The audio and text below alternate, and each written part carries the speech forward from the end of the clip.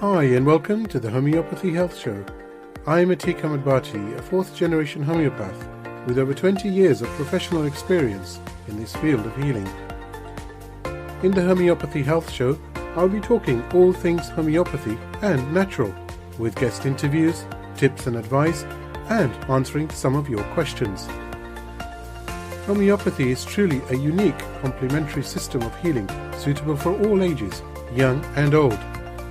I'd love to hear from you and welcome your questions on homeopathy and how it can or has helped you. Feel free to email me at health@liketreatslike.co.uk or visit www.liketreatslike.co.uk for more information. Whilst you're there, take a look at the Knowledge Academy and blog section, where you will find interesting information. Both sections are growing day by day, so always check back.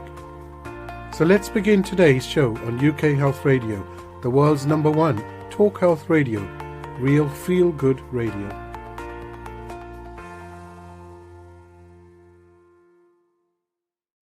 Hi everybody, I hope you are well and in good health, and as always I sincerely hope and pray it remains that way.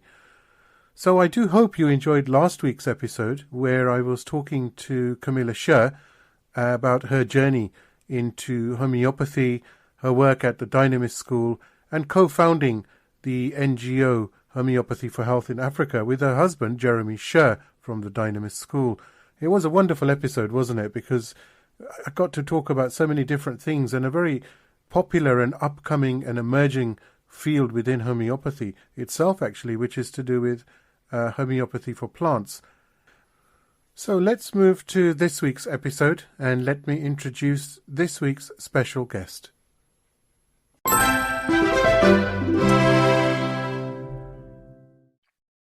Today's special guest on the show is Hermann Keppler, who is the founder and principal of the College of Naturopathic Medicine in London. Now, Hermann has over 30 years of experience as a practicing naturopath and homeopath. During his studies in Germany, Switzerland, Israel, Denmark, and the US, he has gained specialist skills in homeopathy, nutrition, herbal medicine, acupuncture, and clinic management. He has also written several books and has given many interviews on both radio and TV. Hermann, thank you so much for taking the time out to come and talk to me today on the Homeopathy Health Show. I hope you're well. Thank you for having me on the show. I'm well indeed. I'm based in Florida. Doing more educational work, and at the moment I'm in Ireland. You have a wealth of experience, and I also note that you have 2 degrees, of course, one in engineering and the other one in naturopathy. So I'm interested, and I'm sure the listeners are going to be interested to know, how did that journey begin into natural medicine, from being very engineering-based mindset to opening up to natural medicine? Yeah, I've been always interested in natural medicine, also during my studies in becoming an engineer.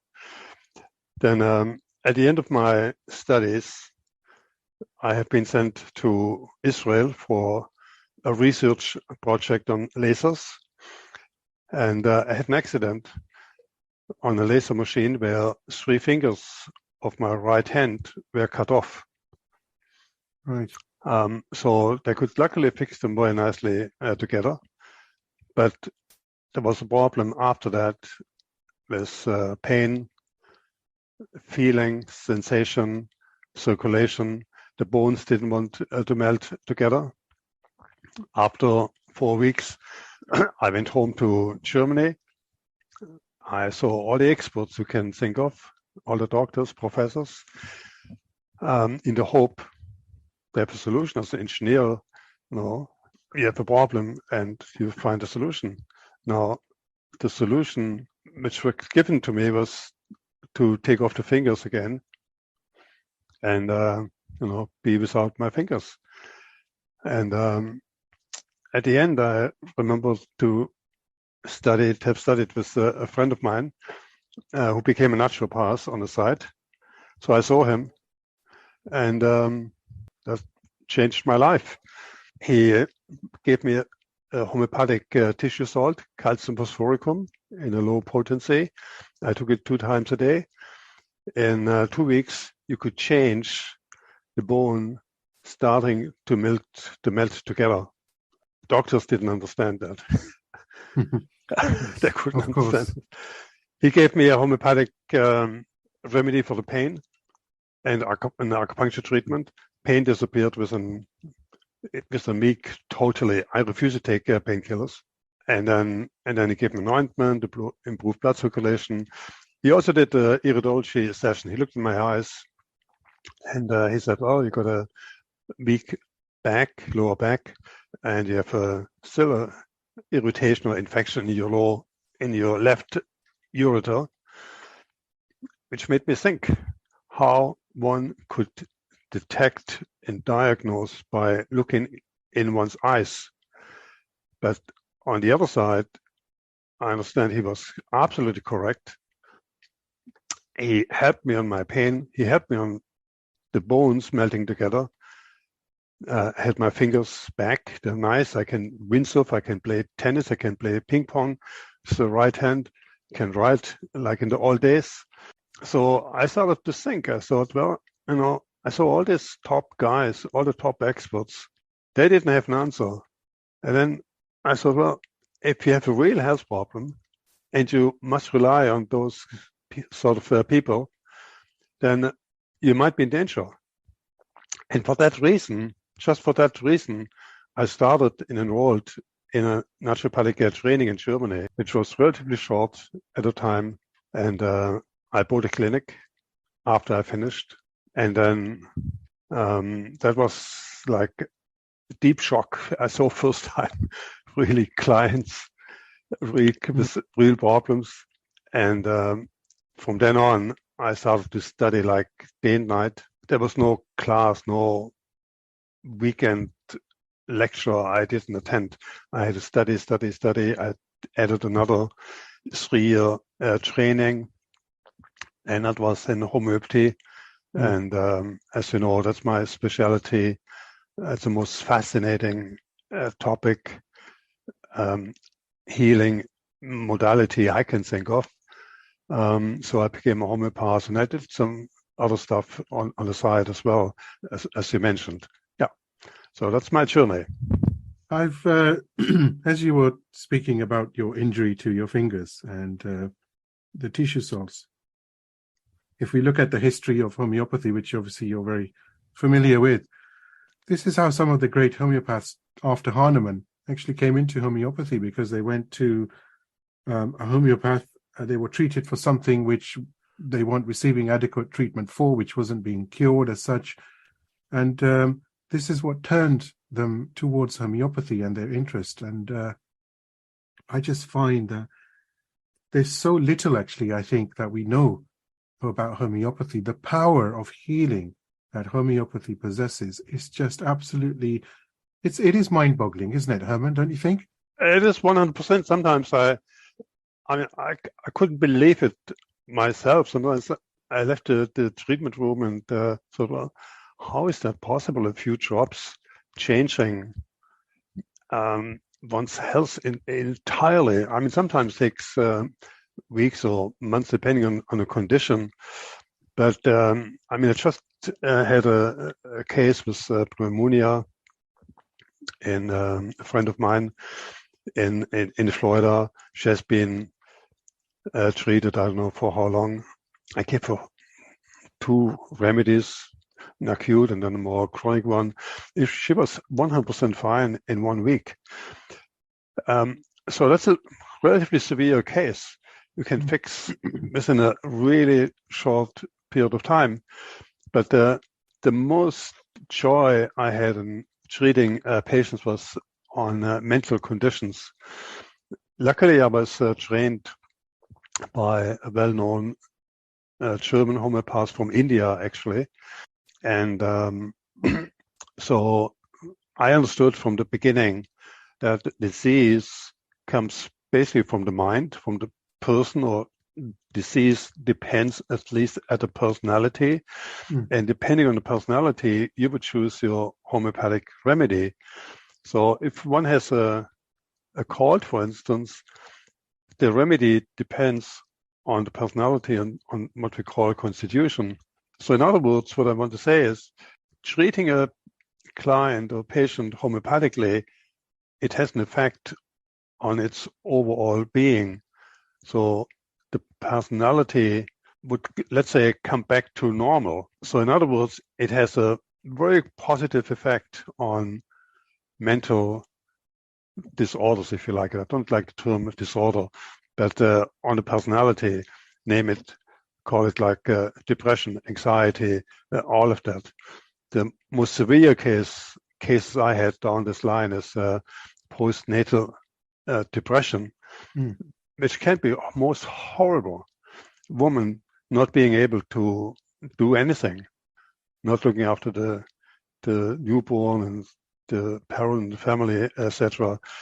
Sometimes you just give it a few drops of a particular remedy, there are not too many, and the person will change. That's the power of homeopathy, and especially in this time, anxiety is a mega topic. Homeopathy has beautiful answers to that. You're absolutely right. Absolutely. And, that's actually something very close to my heart as well, because I have found in recent times where more and more people are opening up about their mental health and emotional complaints or ailments, or the dis-ease that they're suffering from, that homeopathy does actually have the answers. It not only restores balance, but it enables an individual, to heal and move forward. And I also very strongly now believe that in this, 21st century, with the myriad of diseases, especially mental health concerns and ailments, homeopathy is having a renewed interest because of that. And how amazing that this was founded over 200 years ago. It's not new remedies necessarily that we're using. Oh. We're still using those remedies that were proven, at the time of Hahnemann, and of course a few after as well. But certainly, that power has always been there, that power of healing. Absolutely. The great work of Samuel Hahnemann was he formulated kind of laws or principles which were true at the time, even before, and they are true now as well. So we have the same principles applied in homeopathy as 200, 250 years ago, and it works everywhere. So, and I would call this a true science. That's science based on experience, and everybody can follow those principles and apply it, and it then works. Now that's slightly different, or very different, to what's often called science.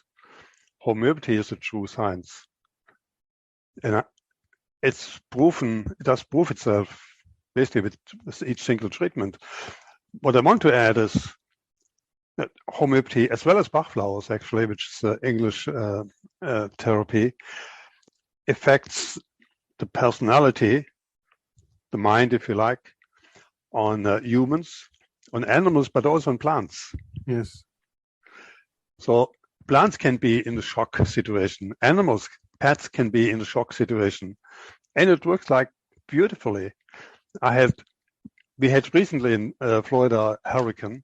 I was looking out of the window. My wife was saying, look, the trees are turning brown, or the other bush lost all its leaves. So we went out there and said, oh, good. Well, very, very interesting. There must be, since the hurricane, they must be under shock. So we applied homeopathic remedies. The one tree got silica, which is known for fear. And then we applied a homeopathic Bach flower remedy, Mimulus aspen, on the other plants. And the bush, which lost all its plants, came back in 2 days in full power. Brilliant. And the banana trees, that took a bit longer, but they are fine. They're totally fine.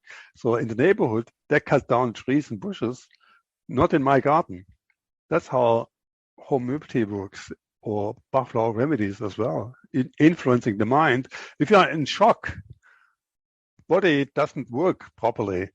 And a standard remedy, and you know that, I always prescribe on a woman in labor. There are two things for the baby. The baby's under shock, obviously. So that's aconite, and the mother is on a more physical shock, and is bleeding, more or less, and that would be arnica.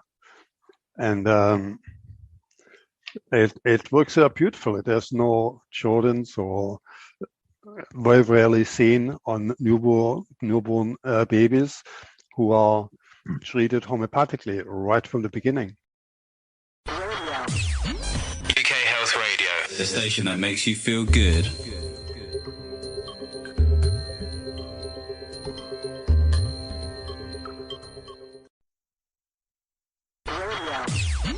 UK Health Radio, the station that makes you feel good.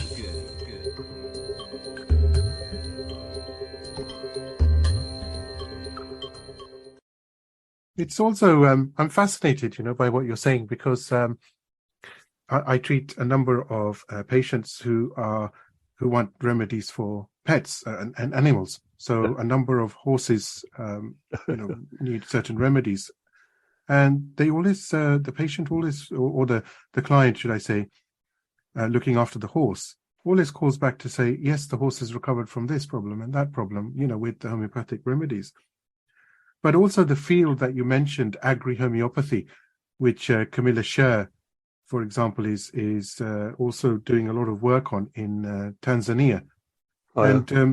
She's speaking about, agri-homeopathy, agriculture, as you know, and homeopathy for plants and trees. Yeah. And you've just proven that point, that the magnitude and scale and potential that can be found in homeopathy is just immense. It's just incredible. The healing power is phenomenal, and you have to see it to believe it. And patients themselves are the testament to the workings of homeopathy when they heal. It's not a condition that it's in the mind, because millions and millions of people cannot be able to heal themselves from the mind, but they do need a slight stimulus, which is homeopathy, and the body then, of course, goes into that healing process. Yeah, exactly. It's not the remedy which does the healing. The remedy gives the impulse, and then the body heals itself. That's how homeopathy is working. We're not healing at all. We give the right impulse or whatever's needed to the body, and then the body would say, hey, yeah, I know what to do, and the body does it. But the way I became a homeopath, actually through a client. As I said, my Indian homeopath was great, phenomenal. Now, he didn't have too much training on nutrition. He always said, well, eat and drink what you like and we'll be fine. And if there's a problem, there's a homeopathic remedy. So I continued to eat and drink what I enjoyed, and it was, according to naturopathic principles, not always the healthiest one. So I had a bit of a belly. And one day I had a client, and she gave me a little booklet, how to detox and cleanse yourself, pointing at my belly. And I read it overnight. I was like, mind blowing. So I thought, well, I got to do something, get the crap out of my body. Because I was tired at times. And I ordered next day some herbs and put myself on a detox program, and I was like unbelievable what I got out of that. I know you've studied, obviously, naturopathy and homeopathy and nutrition, herbal medicine and Chinese medicine.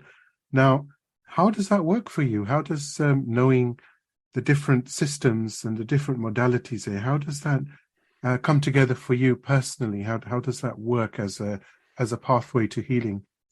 Yeah, it's a good question. I'm mainly to 99% a homeopath, and I apply nutrition principles, so nutrition detoxification, fasting. I'm a great believer in fasting. Also other things like I dived into fitness and exercise since a couple of years ago. As a therapy, there's nothing more powerful than homeopathy. But sometimes, you don't find the homeopathic remedy. It doesn't work for what reason ever. And therefore, it is important, it is good to have other modalities too. Clients are asking, they want advice on nutrition. Nutrition detoxification is extremely important. As a result of this booklet I got from a client, I put myself on a fasting program a couple of months later, and I did a number of various fasting programs. You can do juice fasting, tea fasting, broth fasting, just water fasting, all sorts of things, long-term, short-term fasting. So I tried it all, and the energy I got out of that was amazing. I used to sleep 3-4 hours a day, being full in energy, which changed my view on food more and more. I mean, once you're on the fasting and kind of cleaner as before, you get more sensitive to food. So you feel what difference it makes on the food you put in the body, especially sugary stuff or empty nutrients, which blow your belly and gives you maybe some headache or dizziness or tiredness at least. So you want to stay away from that. But also the initial experience I had with a friend of mine doing iridology, I just wanted to have a basic understanding on iridology, a fascinating diagnostic tool, because also sometimes the client are expecting more than just a homeopathic remedy, especially in Germany. Clients are asking, "Oh, are you doing iridology?" Yeah, of course I do iridology. So look in one's eyes and see a few things, and it's nice to see those connections. But also, so I'm not a herbalist. I can't say I know a lot about herbs, but I can add herbs in a homeopathic prescription, a way of homeopathic application to support organ functions. If let's say if the liver is down, or there's a weak kidney or heart function, there are particular, depending on the symptoms, again, like we do this in homeopathy, you would add maybe a herbal mixture, but as a homeopath you would never, at least initially, mix too many or even two remedies or treating modalities together, because you want to know what is doing what. So you may start with your homeopathy, and then you may add some herbs or put a client on a change of diet or detoxification. Detoxification is a very pertinent subject matter nowadays. We're ingesting, aren't we, chemicals through food consumption. Even some reports have shown that organic food is actually probably full of more chemicals than the non-organic food. And then in this connected world, we're surrounded by technology and radiation and electromagnetic frequencies and the stressful environment. So surely this is going to and is having a very detrimental effect to our tissue matrix as such. So how does detoxification, the work, and fit into this, as far as starting from a foundation as such, where you've cleansed your body as far as you can? I know it's not always possible to do 100%, but you've experienced this yourself, haven't you? Very successfully. Yeah, the most powerful detox, in my opinion, is fasting. There are a number of different fasting. I wouldn't recommend to do a water fasting straight away, but you can start over the weekend, saying very simple, or even very simple fasting or intermittent fasting, which means cut a meal a day. If you're not hungry in the morning, don't eat, or you should not eat late, let's say after 6. So cut out one meal. So that's a good start. Or you would say I don't have solid food on the weekend, for instance, just liquid. Maybe have an enema in between, and then you can extend next time in a couple of months, maybe 3 days, maybe a whole week where you just have liquid food, high in minerals. That's important. Ideally, you would have an enema after the first 3 days, a couple of enemas to get the overload of toxins out. And you would say you feel much better. You can't get rid of all the toxins and radiation and all of that, but you can feel 1,000,000 times better by eating correct, not overeating, cut out the sugar, cut out coffee. Coffee is not something to drink. It's very toxic. Tell that to millions and millions of people.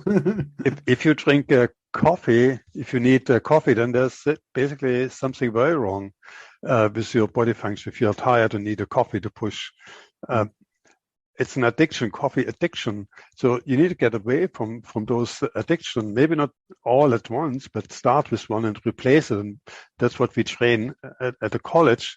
You know, there might be turmeric or whatever. There are lots of possibilities, but you need to cut out one of those things at a time. You know, sugary stuff or empty food, empty of calories. You've got to cut it out step by step, and you will feel better. And then you add exercise, maybe try skin brushing or cold hot baths or foot baths from time to time, and you would feel 1,000,000 times better than before. You're talking about coffee and of course sugar, and sugar is bad per se. But in your experience, you have so many years of experience here in different modalities, especially homeopathy now. What are the foods that are really detrimental that society is so, focused upon having and at any cost? Yeah, I mean, our so-called modern food. When I look at the basket, in the basket people are buying in the supermarket, there's basically hardly any food in there. So one could say, well, in a supermarket, you don't have real food as a start. There's no food. It's overprocessed, deprived of minerals and vitamins. And then, but let's say if you cut out, at least on a gradient, all those things people eat in between, the snacks. They're very expensive. They cost a hell of a lot of money. Very. They're very expensive. Stir-fried food, not very healthy. Barbecues, not very healthy. Have it from time to time, but you got to know, well, it's not too healthy or not healthy at all. You got to stay away from it.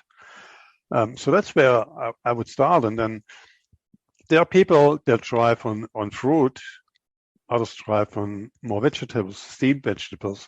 As you age, the body needs more minerals. So where do you get the minerals from? Would be vegetables rather than fruit.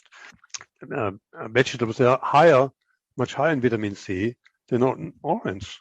So I would go with your senses, what you like, more or less, but stay healthy, eat more vegetables, eat less. That's the most important thing. Eat less, cut out junk as much as you can. Move away from addictions, no matter what they are. Do you think there ever was a time that people around the world ate healthily? Have we ever, as a society, different countries, different nations, have ever experienced a healthy diet? I don't think we've ever experienced sort of a stage, have we, in the world where people have been eating healthy, because it's always one thing or the other, isn't it? It's like either the food is not up to standard or it's gone off. And in today's society, certainly it's over-processed, heavily processed. And the soil, as you are, of course, very aware, is depleted of any real minerals anyway, because of over-farming and overproduction. Yeah, that's what we are hearing. And I'm sure that's absolutely true. Soil is depleted of minerals and etc. But on the other side, I believe if your body is clean, the body needs a very small amount of nutrients to fulfill its functions. Maybe only 5% of the amount of the food we are used to eat, the body needs really. So there are possibilities, or if you eat healthy, have a clean detox body, you get all the nutrients, everything you need. But there are other things you need, or you should add, like get your hormones into balance, like exercising, being on fresh air, run or do physical exercise, or jump on a trampoline, or whatever it is, swimming or riding, whatever you like. But you've got to exercise on a regular basis to get enough oxygen into your body. Because what I learned is oxygen is the most important nutrient. Disease does not exist in tissues which are high in oxygen. There's no cancer, for instance, if there's enough oxygen. So how do you get oxygen in? Move your body. There are other methods to get oxygen in, but move your body. Again, detox, cleanse from time to time, and you get enough oxygen in. That's fascinating hearing this from you, and also I think it's a basic necessity now more than ever before to exercise, like you said, to get out and get fresh air. And certainly if a recent life example has taught us one thing, which is obviously COVID and staying indoors, or being stuck indoors, should I say, is that we need to get out, because I've seen firsthand the lack of exercise and staying indoors during COVID and what that's done to people. And I'm sure you know of so many examples where it's caused problems, of course, with health, but it's actually caused a bigger problem as well, which is not wanting to exercise, but also not wanting to socialize. People have, not everybody, of course, but generally speaking, I come across so many people who are now quite happy staying at home and living the online life rather than going out. And that in itself is therapy. Speaking to people, socializing, laughing, crying, talking about things, talking about good things, talking about funny things, and laughter and so forth. It's so important, isn't it, to us as humans to socialize? I agree 100%, and we found this in our colleges as well. Luckily, we could turn our training, or we turned our training before into online training, or we started to offer online as well as in class. We had this ready before the so-called COVID started.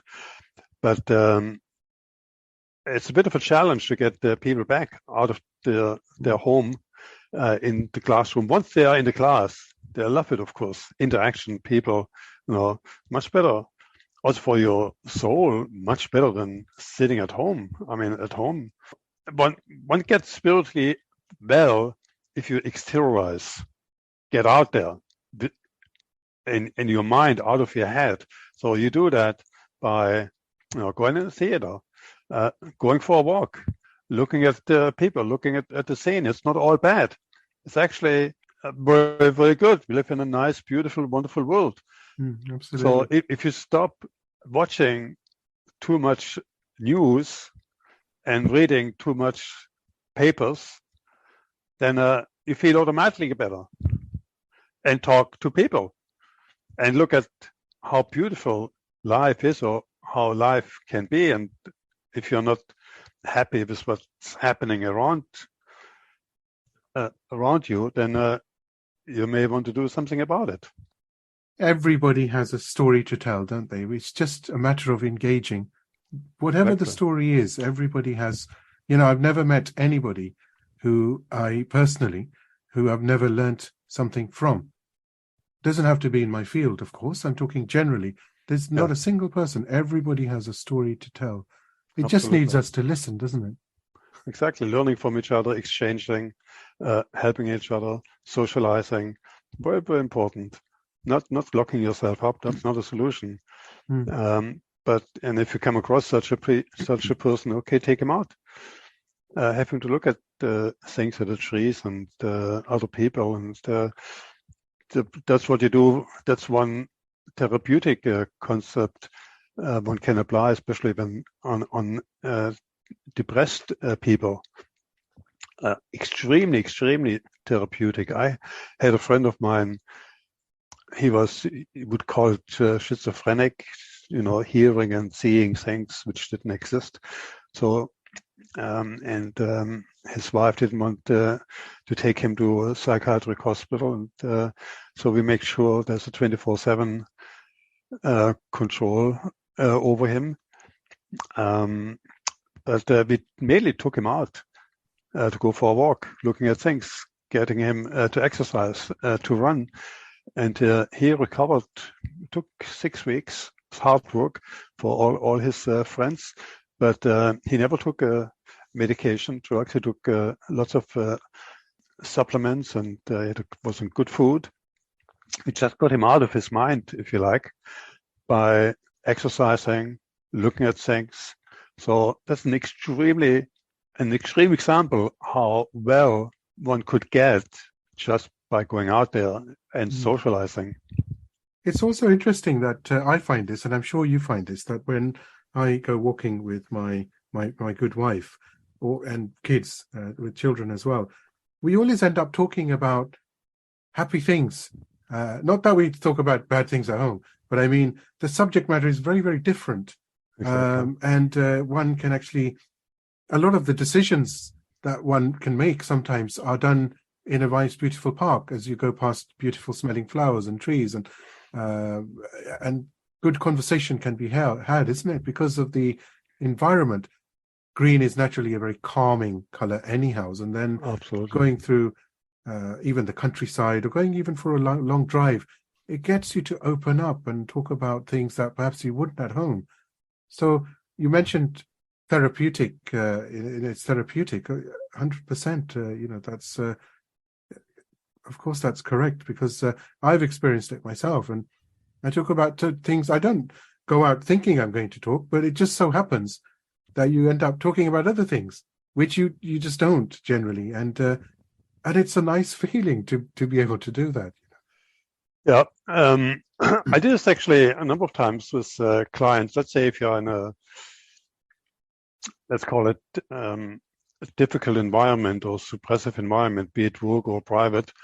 So therapeutic advice could be go on holiday, go somewhere, move out from the environment you are in at the moment, socialize, and very often then you have time to think about it, may come with a solution home, and you recover. Sometimes the person comes back and the same thing starts right from the beginning, but at least then my environment is not very healthy, something wrong there. So you may want then to focus or help the client to focus on the environment. The client knows basically, but he needs to come with a conclusion. You're not the psychologist who would know everything better than the client. But the client knows. You just need to guide him and find out and help him through, maybe to find a solution. Yeah. So going away sometimes, leaving a difficult environment, can be very therapeutic as well, contribute to healing. There are enough cases which would show, well, since I went on holiday and at such a step, I got rid of my asthma or my eczema or such things. So the mind or the mindset or the influence from outside has an effect on health. As a homeopath, we know somebody comes, no matter what their condition, but let's say a heart attack or a heart problem or diabetes or whatever, we would always ask, okay, when did it start? So you find a time, okay, what happened at the time? And you always find so-called stressful situation. Absolutely, yes. And then the homeopathic remedies help on the stressful situation, but then you need to sort it out in the physical universe, so this situation would not appear. I had a guy had a kind of a heart attack, not a heart attack, but close to. Okay, when did it start? After retirement. What's the reason? He felt alone. He was working 40 hours, happy environment, nice colleagues, he had a chat, fulfilled life, and then not of use to anything. So what do you do as a practitioner? You give him some goals. That's what we introduce in our health coach. One has to have goals in life. If you don't have a goal in life, forget it. UK Health Radio, the station that makes you feel good.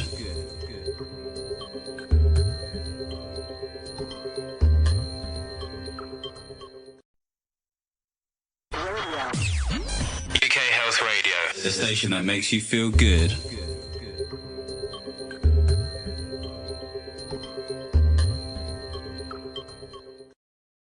This brings me actually on to yourself founding the College of Naturopathic Medicine, and this was in 1998. Yeah. And today it's thriving for with students from around the world. So how does I just really wanted to get an idea of how that makes you feel, because it's a very humbling accomplishment because of the compassion, the need behind it. So any field of healing, I was talking to some students of homeopathy just before you came on air, and we were talking about this, that any field of healing truly requires a compassionate person. And we know this from the founder of homeopathy. Dr. Ahmad was so compassionate, and so many years he spent looking for the answer. And then, of course, homeopathy happened. And 200 plus years later, it's still used by millions and millions of people. And compassion is right at the core of this. So I just wanted to get an idea of how you feel, because I know the college is very, very successful, and so many students are graduating in different modalities and being able to go out then and help to heal others. That must be a really a nice feeling. It's always a nice feeling to see students graduating. It's a kind of a highlight. When we have graduation every year, it's around springtime, March time, and I see this beautiful students coming up on stage and be happy. And the purpose behind what I'm doing basically is to educate, to help people to achieve their goal, to help other people. I'm not so much looking back what happened. People are saying, well, that's great, you're successful and you have lots of students and all of that. That's fine, that's great. But I don't want to live in the past, and life is not in the past. Life is in the future. So I'm more looking towards the future. I achieved what I achieved, and it was nice. It could be a million times better. I'm happy what I did, but I'm not reflecting too much. No, I don't want to live in the past. I'm looking forward. What I'm telling my staff all the time, CNM is great now, 25 years in the UK, but I'm always saying we just started. It's just a start. There are lots of other things to come. Talk next year in a year's time. We'll add a few more things to it. There are other colleges that you are serving as principal for as well, are there not? Yeah, we have in the UK 10 colleges, UK and Ireland, 10 colleges in total. London is the largest college. We started a couple of years ago to expand in other countries. Most of it is administered from the UK or Ireland. We have a physical location now in Italy. We have something in Dubai. Yeah, we do have some smaller outlets. And how do you find the interest overall, non-UK? How is that doing? The interest overall in people is extremely high.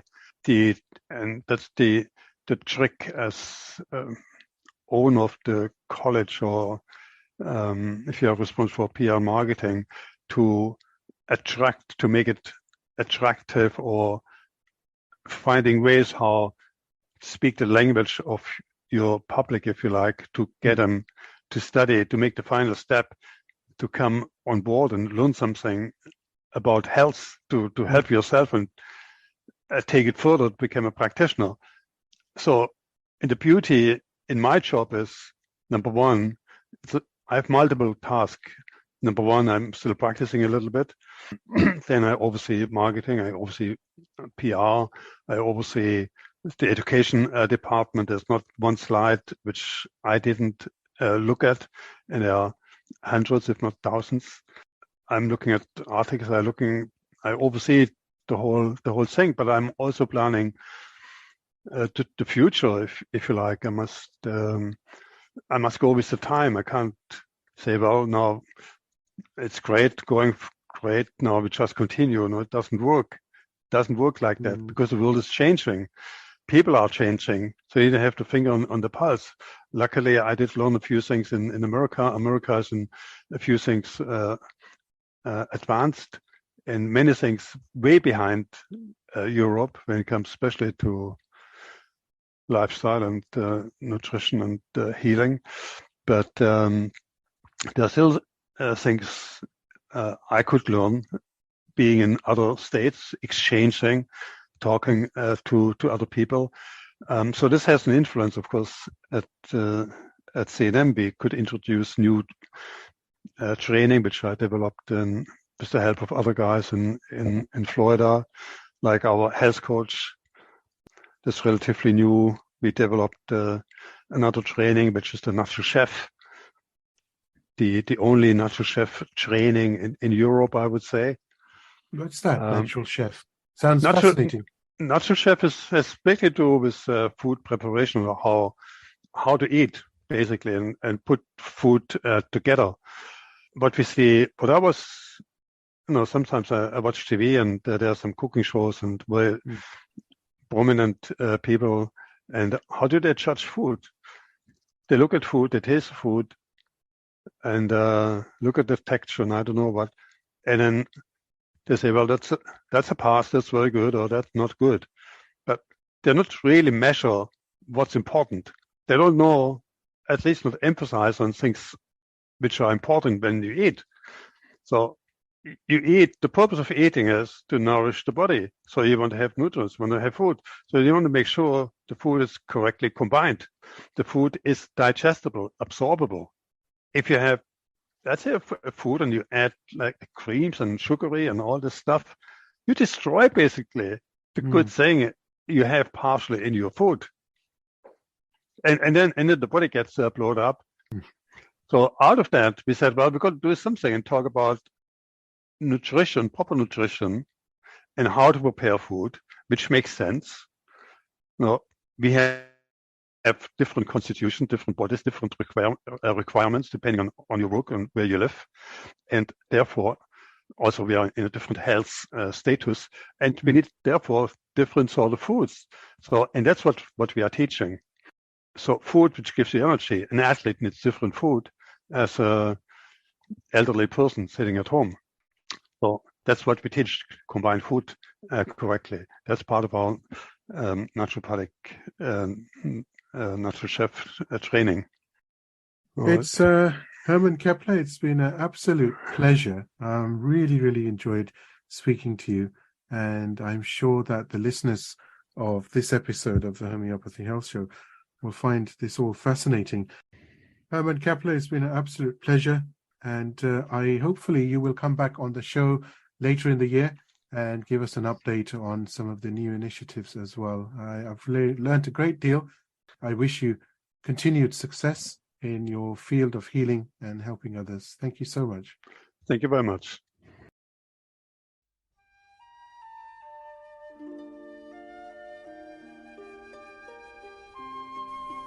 And now it's time for reflection with poems of healing.